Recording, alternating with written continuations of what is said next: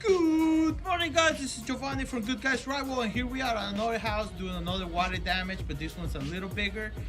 This one we're actually gonna have to remove the drywall because the water that came through the roof, it was plenty of water, and the structure of the drywall got damaged. So I'm gonna show you guys how we take care of the drywall when it gets damaged pretty good and it needs to be replaced. So first of all, we're gonna walk in here. We're starting to build up containment so we can keep all the dust inside the area that we're going to be working on.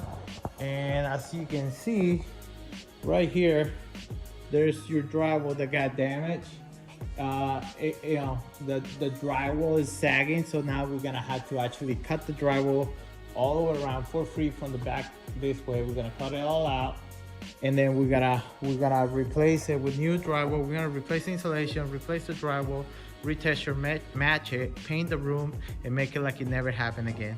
So if you guys need some help and need some help making it fix or making the repairs, let us know. Give us a call. We're here to help.